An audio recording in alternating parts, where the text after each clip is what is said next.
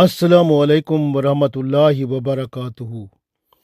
اللہ تعالیٰ قرآن پاک میں ارشاد فرماتے ہیں، اعوذ باللہ من الشیطان الرجیم، بسم اللہ الرحمن الرحیم۔ کنتم خیر امت اخرجت للناس تامرون بالمعروف وتنہون عن المنکر وتؤمنون باللہ ولو آمن اہل الکتاب لکان خیرا لہم منہم المؤمنون وَأَكْثَرُهُمُ الْفَاسِقُونَ۔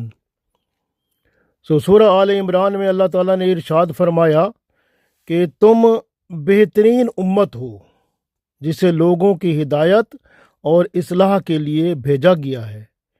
تم نیکی کا حکم دیتے ہو اور برائی سے روکتے ہو اور اللہ پر ایمان رکھتے ہو، اور اگر اہل کتاب ایمان لے آتے تو یہ ان کے حق میں بہتر تھا، اگرچہ ان میں سے کچھ ایمان لے آئے ہیں مگر ان میں سے اکثر افراد نافرمان ہیں۔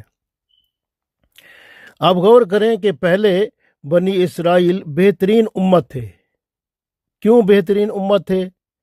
کیونکہ وہ امر بالمعروف اور نہی عن المنکر کو قائم رکھتے تھے، یعنی نیکی کا حکم دیتے تھے اور برائیوں سے روکا کرتے تھے۔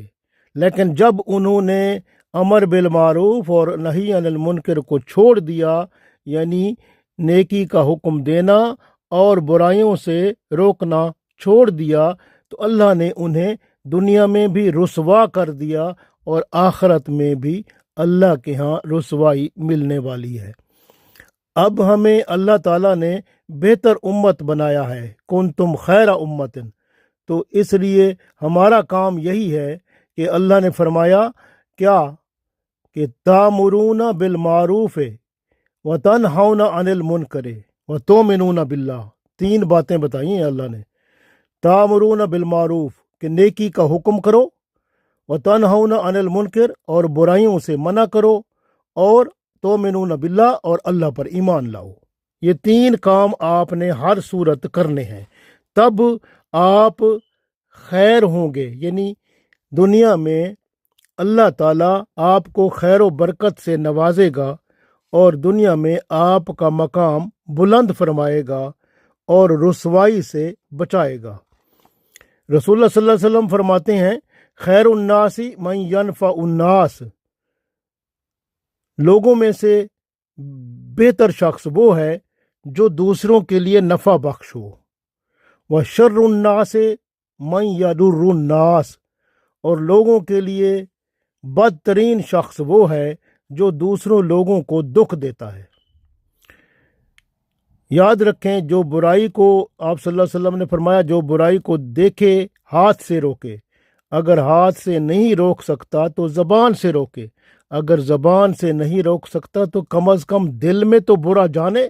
یہ کمزور ایمان کی نشانی ہے۔ قرآن پاک میں اللہ تعالیٰ ارشاد فرماتا ہے، وَتَعَاوَنُوا عَلَى الْبِرِّ وَالتَّقْوَى، اور نیکی اور پرہیزگاری کے کاموں میں ایک دوسرے کے ساتھ تعاون کیا کرو۔ وَلَا تَعَاوَنُوا عَلَى الْإِثْمِ وَالْعُدْوَانِ، اور برائی اور زیادتی کے کاموں میں، گناہ اور زیادتی کے کاموں میں ایک دوسرے سے تعاون نہ کیا کرو۔ اصل میں جو دوسرے کو بتاؤ نا، اس پہ پہلے خود عمل کرو، خود عمل کر کے پھر دوسرے کو بتاؤ۔ جس طرح سورہ صف میں اللہ تعالیٰ نے ارشاد فرمایا، اعوذ باللہ من الشیطان الرجیم، یا ایھا الذین آمنوا لما تقولون ما لا تفعلون، یا ایھا الذین آمنوا، اے ایمان والو، لما تقولون، تم ایسی بات کیوں کہتے ہو، ما لا تفعلون، جو تم کرتے نہیں ہو۔ کبر مقتن عند اللہ، یہ اللہ کو ناراض کرنے والی بات ہے، ان تقولو، کہ تم کہو، ما لا تفعلون، اور وہ کرو نہیں۔ یعنی اگر تم کہتے ہو اور کرتے نہیں ہو تو اس سے اللہ ناراض ہوتا ہے۔ لہٰذا بندہ کوئی کام، کوئی بات جو دوسرے کو کہنی ہے، پہلے بندہ خود کرے، خود اس پر عمل پیرا ہو، پھر آگے تبلیغ کرے، آگے لوگوں کو بتائے، تو اس سے اللہ تعالیٰ بندے پر خوش ہوتا ہے۔ لیکن اگر بندہ خود وہ نہ کرے اور دوسروں کو بتائے تو پھر اللہ کی ناراضگی ہے، جس طرح سے یہ سورہ صف کی آیت میں نے آپ کو سنایا ہے۔ تو اصل بات یہ ہے کہ بندہ یہ سوچے کہ اللہ کا نام بصیر ہے، وہ ہر وقت دیکھ رہا ہے۔ اللہ کا نام سمیع ہے، وہ سن رہا ہے۔ اس کا نام علیم ہے، اس کو سب پتہ ہے۔ اس لیے اور ساتھ فرشتے جو ہیں وہ لکھ رہے ہیں۔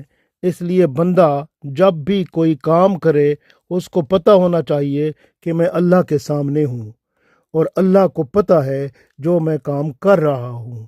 اس لیے جو ہے یاد رکھیں کہ کوئی بھی کام جو اسلام کے مطابق ہوتا ہے وہ آپ کو اللہ کی قربت میں لے جائے گا، اور جو اسلام کے خلاف ہوتا ہے وہ آپ کو شیطان کے قریب کر دے گا۔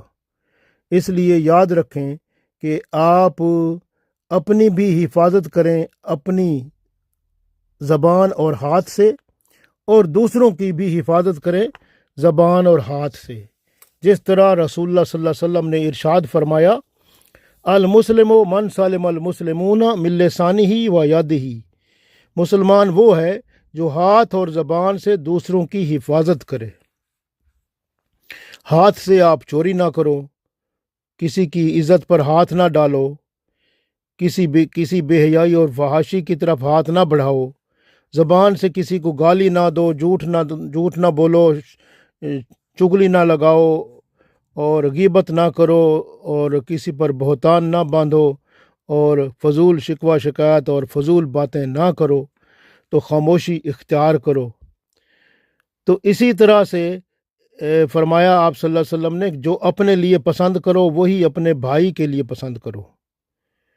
ایک اور حدیث میں یہاں تک آتا ہے کہ بندے میں ایمان نہیں ہوتا، بندہ ایمان سے خالی ہو جاتا ہے جب زنا کر رہا ہوتا ہے، جب چوری کر رہا ہوتا ہے، جب ڈاکہ ڈال رہا ہوتا ہے، جب شراب پی رہا ہوتا ہے، جب ماں باپ کی نافرمانی کر رہا ہوتا ہے، تو اس کے اندر ایمان نہیں ہوتا، ایمان سے خالی ہوتا ہے۔ اس لیے آپ ایسے گناہوں سے اپنے آپ کو بچائیں جو ایمان کو خالی کر دیتے ہیں، اور اگر خدا نخواستہ اس وقت موت آ جائے جب آپ ایمان سے خالی ہوں، تو پھر موت تو ایمان کے بغیر ہوگی، تو آخرت میں کیا بنے گا پھر؟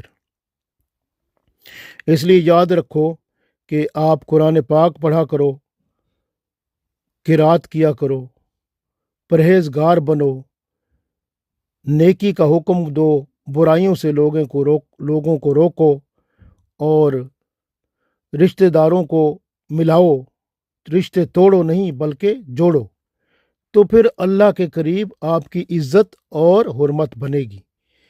امر بالمعروف اور نہی عن المنکر فرض کفایہ ہے، لیکن یاد رکھیں قیامت کے دن اللہ تعالیٰ کے حضور آپ کو پیش ہونا ہے، اور رسول اللہ صلی اللہ علیہ وسلم کی جو امت ہوگی 120 صفیں ہوں گی کل انسانوں کی، اس میں سے 80 صفیں رسول اللہ صلی اللہ علیہ وآلہ وسلم کی امت کی ہوں گی۔ ترمذی شریف ابن ماجہ میں ایک حدیث ہے، آپ صلی اللہ علیہ وسلم فرماتے ہیں، قسم ہے اس ذات کی جس کے قبضہ میں میری جان ہے، تم ضرور امر بالمعروف اور نہی عن المنکر کرتے رہو گے، ورنہ قریب ہے تم پر اللہ تعالیٰ عذاب بھیج دے اور تمہاری دعا جب مانگو تو قبول ہی نہ ہو۔ تو اس کا مطلب ہے جو قوم امر بالمعروف اور نہی عن المنکر کو چھوڑ دیتی ہے، اللہ تعالیٰ نہ ان کی دعا قبول کرتا ہے اور نہ ہی اللہ تعالیٰ ان سے خوش ہوتا ہے، بلکہ ان پر عذاب بھیجتا ہے۔ اس لیے یاد رکھیں کہ لوگوں کو نیکی کا حکم دیتے رہو اور برائیوں سے بچاتے رہو، منع کرتے رہو، یہ آپ کا کام ہے۔ اگر آپ اس کو نہیں کریں گے تو اللہ کا عذاب آپ پر ممکن ہے آ جائے۔ اور دوسری بات کہ آپ کی دعا جو ہے وہ بھی قبول نہ ہو۔ اس لیے جو بندہ نیکی کا حکم دیتا ہے، برائیوں سے روکتا ہے، اس کی دعا بھی اللہ قبول کرتا ہے، اور اللہ تعالیٰ اس کو عذاب سے بھی بچاتا ہے۔ اس لیے بھلائی کو پھیلاؤ، چاہے زبان سے یا تحریر کر کے یعنی قلم سے یا پھر تقریر سے، نیک لوگوں کی صحبت اختیار کرو، اچھے دوست بناؤ۔ کعب الاحبار رضی اللہ تعالیٰ عنہ فرماتے ہیں کہ جنت الفردوس خاص اس شخص کے لیے ہے جو امر بالمعروف اور نہی عن المنکر کرے، یعنی لوگوں کو برائی سے روکے اور نیک کام کرنے کا کہے۔ ایک حدیث میں آتا ہے کہ جب میری امت دنیا کو بڑی چیز سمجھنے لگے گی تو اسلام کی ہیبت اور وقت ان کے دلوں سے نکل جائے گی، اور جب امر بالمعروف اور نہی عن المنکر کو چھوڑ بیٹھے گی تو وحی کی برکات سے محروم ہو جائے گی، یعنی قرآن پاک اور دین کی طرف رجحان پھر نہیں رہے گا، اور جب آپس میں گالی گلوچ کرے گی تو اللہ تعالیٰ کی نگاہ کرم سے گر جائے گی۔ ترمذی شریف میں حدیث موجود ہے۔ تو اس لیے یاد رکھیں کہ ہمارے اندر ہر قسم کی برائی موجود ہے۔ ہمارا حق ہے اب کہ ہم اللہ تعالیٰ سے توبہ استغفار کریں، گناہوں سے معافی مانگیں اور خود نیک کام کرنا شروع کریں، پھر دوسروں کو بھی نیک کام کرنے کی تلقین کریں، خود برائیوں سے بچیں اور دوسروں کو بھی برائیوں سے بچنے کی تلقین کریں، تاکہ اللہ تعالی ہم پر راضی ہو، دنیا اور آخرت میں اللہ تعالی ہمیں کامیاب فرمائے۔ آمین۔